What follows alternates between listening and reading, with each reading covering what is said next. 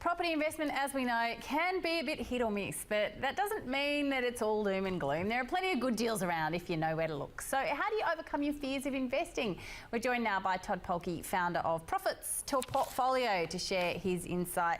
Todd, great to have you back with us once again. Great to be here, yeah, thank you. People have a pretty justifiable fear of investing at the moment. Yep. There are a lot of negative headlines around the property market, and more people are losing than winning at the moment in the biggest markets, certainly in Sydney and Melbourne. A lot of people are taking a hit. What's the best way to sort of overcome those fears, which can be actually quite rational? Yeah, well, especially right now, as you said, it's mayhem out there at the moment, isn't it? You know, the markets are coming down. We've got the election coming as well, which is freaking people out even more. Lending, the economy, like there's just so much going on. So it's absolute mayhem out there. I think a lot of people, where they get caught up in it, is they get all consumed by it and they can't actually see outside the box or can't see anything apart from what is potentially the downsides. But in every marketplace that is having a correction, there's always an equal and opposite opportunity as well. So I actually love these markets. I get really excited when we get into these type of marketplaces. There's so much opportunity coming down with the rest of everyone else out of the marketplace. So I absolutely love it. So you could almost argue that the Sydney and Melbourne markets were scarier 18 months ago when everything was like soaring. I was freaking out at that point in time. Yeah, exactly. But it was also something that even people who were enjoying being on that treadmill could start to see something happening on the horizon. I mean, there was a lot of bells ringing that was happening. It really, the horse, galloped just too fast. How many people look at that though? That is the question, right? Because a lot of people get caught up in the euphoria of it all, that it's never going to end, and they wind up buying at the peak of the market, and that's what happens. We've been watching it, really pulling back more so in the cities that did race the furthest away, which was Sydney and Melbourne. So people who are getting in fear, there are still bargains happening now. Clouds have silver linings. What do you think that they should be doing to get over their fears to start investing? We're having a look now what the most common fears are, and I would say that they are fears that you should analyse and address. 100%. I mean, I'm all for positive thinking. I'm an eternal optimist, right? But if you're not looking at the downside, I think that's just lunacy. That's a recipe for disaster. One of the biggest things we're looking at here is, what if I buy the wrong property and lose money? And, unfortunately, a lot of people go into the market and do that because they don't have a plan, they don't have a strategy, and they just go with the mindset, let's just give it a go. And when you're investing hundreds of thousands of dollars, I think that's a really, really dangerous type of strategy to be going into the market with, that's for sure. The next one, what if I can't afford the repayments? I've just had a client who just started working with me very recently, and they came to me with 6 properties, so they've got quite a strong portfolio. But all of a sudden, they did everything originally at interest only, at 4.5% interest rates. Everything's just switched over to principal and interest, and interest rates, the banks have moved them to 6.5%, and they're bleeding 30 to 40,000. It's a common scenario for a lot of people. It's a common scenario, that particular one, exactly. And especially people go in and they overextend themselves and don't think about setting up the buffers or thinking about what can really go wrong, and it's a dangerous scenario. Right?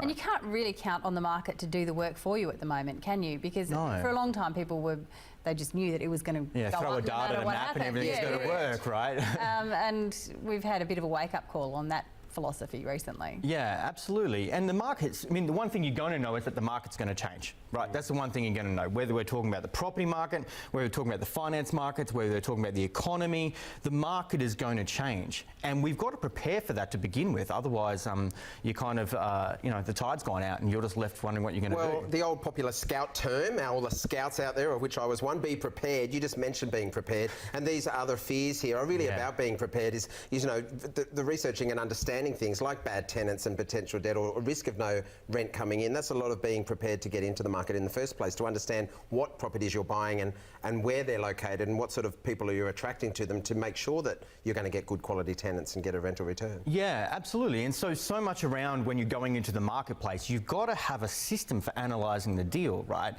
So many people wind up, they're just buying with their hearts and not their heads, and I think that's really, really dangerous. We're investing with our hearts because we want to create some more choices for our life. But if you're making your investment decisions based on emotional decisions, then your own bias and your own ideas and beliefs get in the way, rather than actually following a checklist. This is good, this is good, this is good, this is not, and being able to go through that system. I think it's really, really critical. So I was a little preemptive and I just asked, but how are you going to make people not be scared now to dive in when you know, we realise that there are deals available? Yeah, definitely. I think the very first thing is that people have to have a plan, they have to have a strategy. If they don't have a plan and a strategy, then really it's just gambling in the marketplace. And that's not, you know, hundreds of thousands of dollars invested in the market. Casino. You do it at the casino, you might have a lot more fun than that, than riding the ups and downs of the property cycles as well. I think, you know what, one of the other biggest things you've got to think about is that you have to mitigate against what can possibly go wrong, right? There are so many things that can go wrong in the marketplace, and if you're not planning to mitigate against them and have a plan in place that when things go wrong, what are you going to do? You know, so much around building wealth, it's not just about how much you make and what you do with what you make, but it's how much you keep along the way. And if you aren't prepared to ride through the ups and downs, then you're just never going to get there. It's just going to be stop and start the entire way through, and that's a really, really big thing, right? You've got the expect failures for protection. So Yeah. Explain that one. Things are going to go wrong sometimes, Yep. and we need to be able to plan for those and go through it, right? Like, I don't think anyone's gone through a property investment journey without stuffing up somewhere, or without something going wrong, or the market changing on them. And we can, as I said before, you can be as positive as you want in the market, and if you've got your head entirely in that spot, then I think you're asking for trouble straight off the bat. You've got to swing the pendulum all the other way and go, well, what if I really do screw up? Can I actually get back up and keep on moving forward? Because it's not about the investment, it's not about the making money. This is about people handling their financial future and actually being in control of their lives. So can we get a bit more specific then and look, where is a good start? How do you set a goal, and what's the first step in terms of getting into property investment? Yeah, look, I think one of the big things that you want to do when it comes to actually setting goals, you want to make it really, really personal, right? You've got to make it about you. And what I was just touching on before is that there are things that are going to go wrong along the way, no doubt about it. And you need something which is strong enough associated to you to pull you through. What's the reason that you're actually going to get back up? Most people don't invest in property to make money. If you ask a deeper question, they want to make money because they want more time, or they want more choices with their family, they want more freedom, they want more opportunity, and that's really important. A couple of my clients, Wei and Jen, when I started working with them, and this leads on to the second thing about you got to know yourself, right? And know how you make decisions, and know where you procrastinate, and know where you make excuses, and know what your fears are. When I started working with those two, Wei was an absolute go-getter. Like, he just wanted to get out there, let's just buy 3 properties like this. Yep. Now, Jen was a lot more, you know, fearful of debt and kind of scared of the whole situation. The turtle and the hare. It was, there's so much relationship counselling in doing what we do. And so every time Wei wanted to do something, Jen would freak out and then go back the other way, right? But when we dug down, you know, what Jen really wanted was to be able to, when they decided to start a family, was just be home. And that was the driver. Wei didn't want to do the commute every day. And when we actually got to start knowing those two as individuals, then they wound up buying 3 properties in the first 12 months. But they did it one at a time, stopped, re-looked at it, did another one step by step, so Jen didn't freak out along the way. Is that advisable to buy 3 properties? Do you need 3 properties or one good one? I mean, how do you sort of tailor a portfolio to...